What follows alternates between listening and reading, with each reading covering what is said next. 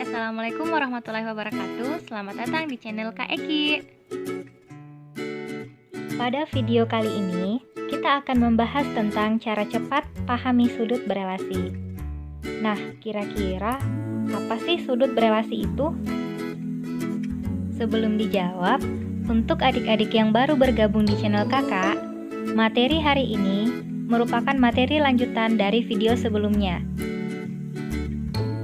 Agar adik-adik memahami alur pembahasan, dinonton dulu ya video yang pertama. Linknya akan kakak simpan di kolom deskripsi. Tanpa berlama-lama lagi, langsung saja kita ke pembahasannya.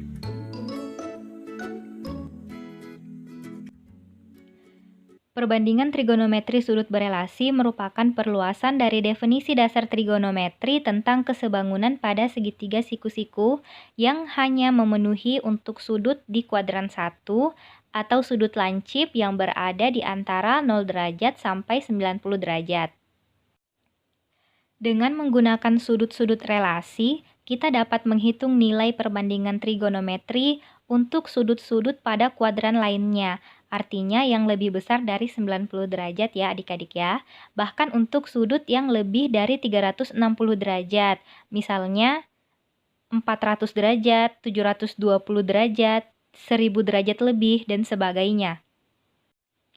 Atau gini deh adik-adik, lebih simpelnya, kita akan menggunakan perbandingan trigonometri yang kita ketahui di kuadran 1 untuk menentukan perbandingan trigonometri pada kuadran yang lain, yaitu kuadran 2, 3, 4, bahkan yang lebih besar dari 360 derajat. Nah, bagaimana caranya kita mengetahuinya? Mari kita lanjut ke pembahasan selanjutnya. Nah, di sini pada video sebelumnya sudah pernah kakak bahas, tapi kakak tampilkan ulang. Kenapa? Karena ini penting. Ya, jadi penting adik-adik untuk bisa mengingat tabel trigonometri, perbandingan trigonometri untuk sudut-sudut istimewa dari 0 derajat sampai 90 derajat, serta tabel yang kotak hitam ini ya, letak kuadran, di mana kuadran 1, kuadran 2, kuadran 3, dan kuadran 4, serta fungsi trigonometri yang ada di dalamnya bernilai positif atau negatif. Untuk lebih jelasnya, adik-adik bisa nonton pada pembahasan atau video kakak sebelumnya ya. Kita lanjut ke pembahasan berikutnya. Muncul rumus praktis. Kenapa praktis? Mungkin ada adik-adik yang bertanya, apa sih kelebihannya? Nah, rumus praktis ini memberikan kemudahan kepada adik-adik jika adik-adik tidak mampu untuk menghafal semua persyaratan atau perubahan perbandingan trigonometri yang sudah kita pelajari pada pembahasan sebelumnya. Sangat banyak mulai dari kuadran 1, kuadran 2, kuadran 3, sampai kuadran 4. Nah, dengan adanya rumus praktis ini, kita cukup memahami polanya saja. Kalau kita sudah paham polanya, insya Allah bagaimanapun bentuk soalnya adik-adik bisa menjawabnya. Baik, kita lanjut. Untuk rumusnya, kakak bacakan, sudut sama dengan K dikali 90 derajat plus minus alfa, di mana keterangannya di bawah ada nilai alfa yang dimaksud di sini adalah nilai alfa yang terletak di kuadran 1 atau nilai alfa yang terletak antara 0 derajat sampai 90 derajat.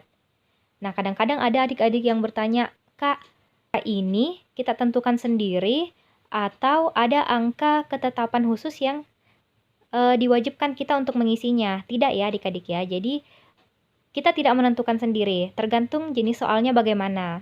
Jadi nanti nilai K-nya mengikut ke jenis soalnya seperti apa. Kemudian banyak juga yang bertanya, apakah 90 derajat ini bisa diganti dengan nilai yang lain atau rumusnya begini terus dari awal sampai akhir? Jawabannya, tidak bisa ya adik-adik ya. Jadi 90 derajat ini tetap kita gunakan di model soal apapun. Baik, kita lanjut. Nah, untuk keterangannya tadi jelas ya adik-adik ya. Sekarang, ada beberapa ketentuan jika kita ingin menggunakan rumus praktisnya. Ini jangan sampai dilupa karena ini yang menentukan apakah kita betul dalam penggunaan rumus atau tidak. Pada tabel dituliskan bahwa Jika K genap, maka fungsinya tetap. Maksudnya, sin tetap jadi sin, cos tetap jadi cos, tan tetap tan. Jika K ganjil, maka fungsinya berubah. Dari sin jadi cos jadi sin, tan jadi kotan. Di bawah ada step by step penggunaan rumus praktis ya. Yang pertama, tentukan nilai K yang ingin kita gunakan. Apakah kita sukanya pakai K genap biar fungsinya tetap, atau kita gunakan nilai K yang ganjil biar fungsinya berubah, tergantung dari kenyamanan adik-adik mengerjakan soal. Yang kedua, perhatikan letak kuadran sudut yang dicari. Kemudian tentukan apakah fungsi dasarnya bernilai positif atau negatif. Untuk lebih jelasnya ya, kita lanjut saja ke contoh soalnya.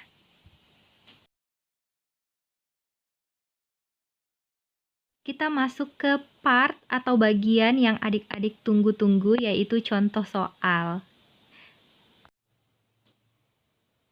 Kita masuk ke contoh yang pertama. Di bagian samping ini sengaja kakak simpan kembali rumus praktisnya supaya adik-adik tidak lupa, serta hal-hal yang perlu diingat. Ada 3, jika K genap, fungsi tetap. Jika K ganjil, fungsi berubah. Serta perhatikan letak kuadran dan tanda positif atau negatifnya. Baik, di sini soalnya, tanpa menggunakan kalkulator, tentukanlah nilai dari cos 330 derajat. Jawabannya, jika kita ingin gunakan fungsi tetap ya, misalnya adik-adik merasa saya mau pakai fungsi tetap saja, atau saya tidak ingin berubah dari cos, ya cos saja. Atau adik-adik mau pakai fungsi yang berubah, boleh ya, nanti kita bahas setelah ini. Nah, yang pertama ini kita pilih dulu nilai K-nya genap. Di sini cos 330 derajat sama dengan cos dalam kurung 4 kali 90 derajat kurang 30 derajat. Di sini kakak kotakan merah, kemudian ada tanda panah, di situ hasilnya sama. Maksudnya apa? Kita harus samakan nilainya.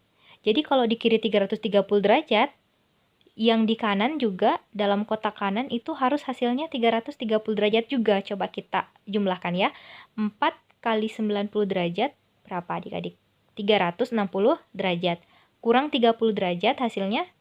Iya betul, hasilnya 330 derajat. Jadi dia hasilnya harus sama. Kemudian dalam kotak biru di sini 90 derajat ya.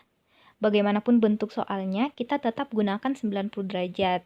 Ya, jadi jangan adik ganti dengan nilai selain 90 derajat karena sudah tidak sesuai dengan rumus praktis yang kakak jelaskan tadi. Nah, adik-adik bisa lihat tadi jumlahnya sama ya. 330 derajat di kiri, di kanan juga 330 derajat. Nah, sekarang perhatikan nilai K-nya. Nilai K-nya genap ya, 4 angka genap. Berarti fungsinya tetap. Dari soalnya cos, hasilnya juga nanti cos. Oke? Nah, untuk langkah pertama kakak anggap adik-adik sudah paham ya. Nah, untuk langkah yang kedua, sama dengan positif cos 30 derajat. Nah, kenapa positif cos 30 derajat? 30 derajatnya dari mana, Kak? Banyak yang bertanya seperti itu. Positif cos 30 derajat, nilai positifnya dilihat dari soal awal. Cos 330 derajat. 330 derajat terletak di kuadran keberapa? Iya, betul, di kuadran keempat. Di kuadran keempat, nilai cosnya bernilai positif. Kemudian, ada lagi yang bertanya, Kak, 30 derajatnya dari mana? Kita ambilnya dari mana? Nah, kita ambilnya adik-adik dari langkah pertama, dari alfanya. 4 kali 90 derajat dikurang 30 derajat. 30 derajat ini adalah alfanya. Jadi, nilai setelah tanda plus atau minus itu adalah alfa. Langsung saja kita masukkan ke langkah yang kedua. Jadi itu perubahannya seperti itu ya adik-adik ya. Oke, sekarang cos 30 derajat. Cos 30 derajat berapa? Iya, betul, 1/2 akar 3.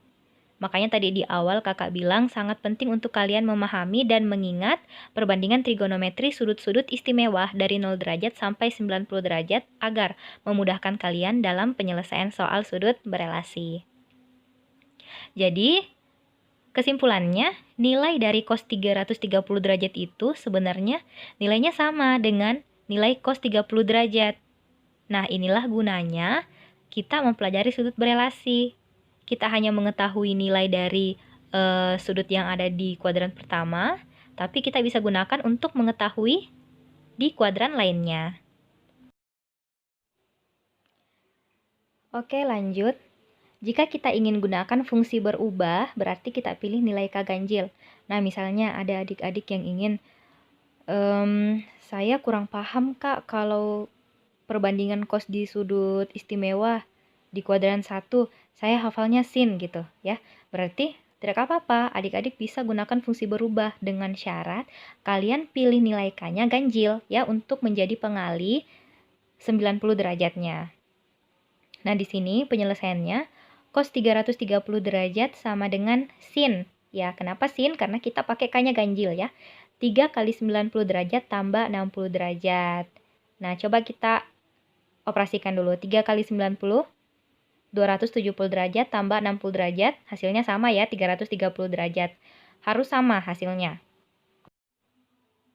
Lanjut, di langkah kedua, sudah berubah menjadi sin 60 derajat. Sama dengan penjelasan kakak sebelumnya ya.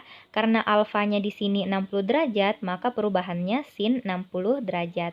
Dan tetap positif. Positif negatifnya kita lihat dari yang tadi ya, cos 330 derajat, dia di kuadran 4 dan nilainya positif. Oke, karena positif sin 60 berapa? Iya, 1/2 akar 3. Jadi, adik-adik bisa lihat, meskipun adik-adik menggunakan nilai K yang berbeda, hasilnya pasti akan tetap sama. Jika berbeda, berarti ada yang keliru dari cara kerja atau proses kerja adik-adik. Baik, sampai di sini. Bagaimana adik-adik? Semoga bisa dipahami ya. Kita lanjut ke contoh berikutnya, di mana akan membahas sudut yang lebih besar dari 360 derajat. Baik, kita lanjut ke contoh berikutnya. Tanpa menggunakan kalkulator, tentukanlah nilai dari tan 765 derajat. Di sini, kakak tetap menyelesaikannya menggunakan 2 langkah. Adik-adik boleh pakai K-nya genap atau K-nya ganjil, tergantung dari adik-adik nyamannya yang mana. Untuk pembahasan yang pertama, jika kita ingin gunakan fungsi tetap, berarti kita pilih nilai K genap. Penyelesaiannya tan 765 derajat sama dengan tan dalam kurung 8 kali 90 derajat tambah 45 derajat. Nah, 8-nya ini kita ambil dari mana? Kita kira-kirakan saja adik-adik ya, yang mana yang paling dekat dengan 765 derajat jika kita kali dengan 90. Di sini kita pilih 8 ya. Oke, kalau 7, 630 masih terlalu jauh dari 765. Kita coba di atasnya, 8 kali 90, 720. Tinggal kita tambahkan dengan 45 derajat. Ya, sehingga ruas kirinya 765, kanannya juga kalau kita operasikan 8 kali 90, 720 tambah 45, hasilnya sama 765 derajat. Oke. Lanjut ke langkah kedua, sama dengan positif tan 45. Kenapa dia bernilai positif? Karena nilai sudut awal tan 765 itu terletak di kuadran pertama. Kenapa dia terletak di kuadran pertama? Ya, sedangkan besar sudutnya sudah lebih dari 360 derajat, nanti kakak jelaskan ya. Baik. Nah, tan 45 derajat berapa? Sama dengan positif 1. Jadi, tan 765 derajat itu sama dengan tan 45 derajat sama dengan 1. Begitu ya adik-adik. Untuk cara yang kedua, jika kita ingin menggunakan fungsi berubah, berarti kita pilih nilai K ganjil. Untuk penyelesaiannya, tan 765 derajat sama dengan kotan 9 kali 90 derajat dikurang 45 derajat. 9 kali 90 derajat kalau kita selesaikan sama dengan 810 derajat dikurang 45 derajat, hasilnya 765 derajat. Jadi sama ya adik-adik ya dengan pembahasan kakak sebelumnya. Jadi ruas kanan dan ruas kiri itu kita harus samakan dulu.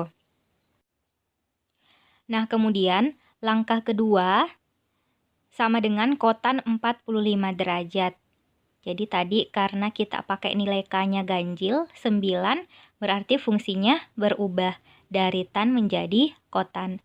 Nah, sekarang di sini kotan 45 derajat itu bernilai positif ya, positif 45 derajat. Kenapa? Karena tan 765 derajat itu berada di kuadran 1 dan semua nilai di kuadran 1 itu bernilai positif. Oke, selanjutnya langkah terakhir kita langsung saja cari nilainya kotan 45 derajat. Nilai kotan 45 derajat itu sama dengan 1. Jika masih ada yang belum memahami cara mencari nilai kotan, adik-adik bisa lihat pada kotak yang kakak buat di video ini, di bagian ingat kembali, di sini ada perubahannya ya. Sin sama dengan seperkosek, kos sama dengan sepersekan, tan sama dengan seperkotan, atau singkatnya gini deh adik-adik, sin itu kebalikannya kosek, kos kebalikannya sekan, tan kebalikannya kotan, begitupun sebaliknya. Nah, karena kotan itu sama dengan sepertan, maka nilai kotan 45 derajat itu sama dengan 1 per tan 45 derajat. Hasilnya, kotan 45 derajat sama dengan 1 per 1. Tan 45 derajat 1 ya adik-adik ya. 1 bagi 1 sama dengan 1. Nah, muncul pertanyaan, 765 derajat ada di kuadran berapa? Di pembahasan sebelumnya kakak sebutkan bahwa ia berada di kuadran 1. Mengapa demikian? Dalam satu putaran penuh akan terbentuk sudut sebesar 360 derajat. Adik-adik bisa lihat animasinya seperti ini. Dia berputar dari 0 derajat sampai ke 360 derajat itu adalah satu putaran. Untuk putaran selanjutnya, artinya sudah lebih besar dari 360 derajat, kita kembali lagi dari kuadran 1, kemudian kuadran 2, lanjut kuadran 3, kuadran 4. Nah, sudah 2 kali putaran berarti sudah 720 derajat. Jika berputar sekali lagi berarti sudutnya sudah lebih besar dari 720 derajat. Tinggal kita lihat berapa pertambahannya untuk menentukan dia di kuadran keberapa.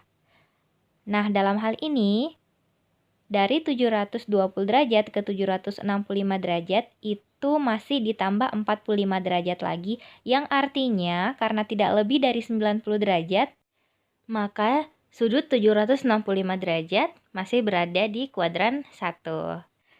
Sekian untuk pembahasan kali ini. Kakak ucapkan terima kasih untuk adik-adik yang sudah nonton video ini dari awal sampai akhir. Jangan lupa like, komen, dan subscribe video ini, serta share ke teman-teman kalian. Semoga bermanfaat. Sampai jumpa di pembahasan berikutnya.